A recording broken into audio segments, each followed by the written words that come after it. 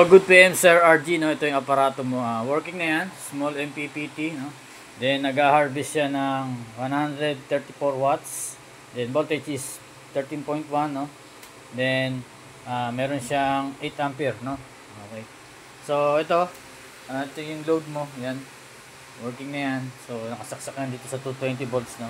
Then, LVD, ang cutoff mo is 11.5. Okay. Then, ang reconnection niya ay 1.7. So 1.7 plus 11.5 is 13.2 ang reconnection. Pag hindi umilaw yung LED red, ibig sabihin low bat ka, no? Or mamatay, low bat na yun.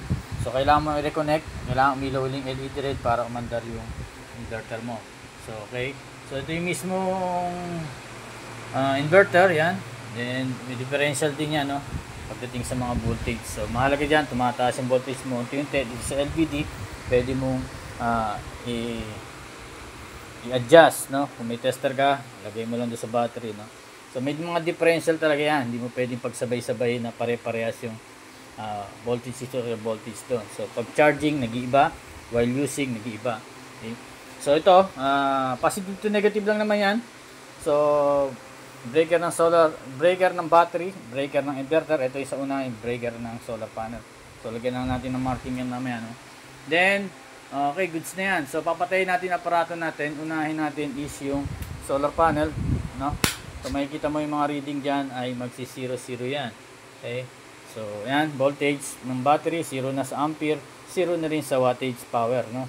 So yan, makikita mo wala nang harvest yan. So battery na lang ang inaasahan mo ngayon dyan. Then patayin natin yung inverter, no? Para mamatay ang load. Yan. Okay? So patayin na ang load nyan. Yun yung inverter mo. Then, huli is yung battery. Okay? So, darating sa iyo ito, aparato mo lang, no? Then, bibigyan. Tawag dito, yung ikakabit mo yung solar panel mo, no? Ayan. Cable. Then, battery cable, no? Dalawang red, dalawang black. Okay? So, aparato lang to, sir, no? Wala kang kasamang cable dito, no? So, ikaw magpo-provide nun. Then, solar panel, 200 watts. Battery, 100 Ah. Pwede lipo-4, ganyan, no? Or lead acid. Or yung mga existing nyo dyang battery or solar panel, pwede. So 200 watts or lower, pababa hanggang dalawa na 200 or apat na 100, no? Ganun combination yan. So naikabit mo na yung solar panel mo, yan. Then yung battery, unahin mo yung i-on yung battery, syempre, no? Pag papatayin, huli ang battery. Pag on, una ang battery. So mag-initialize yung MPPT natin 00 para pang solar panel, no? So buksan natin ang solar panel para mag-reading na or mag-start na siya mag-harvest, no? Yan, yung mismong harvest 8.7. Then yung wattage is 125 watts, no? So 200 watts na solar panel ito, nandoon sa taas sa bubong, no? Then yung huli is yung inverter para gumamit ka na, no? Ganyan. So kung yung battery mo, yan, gumana na.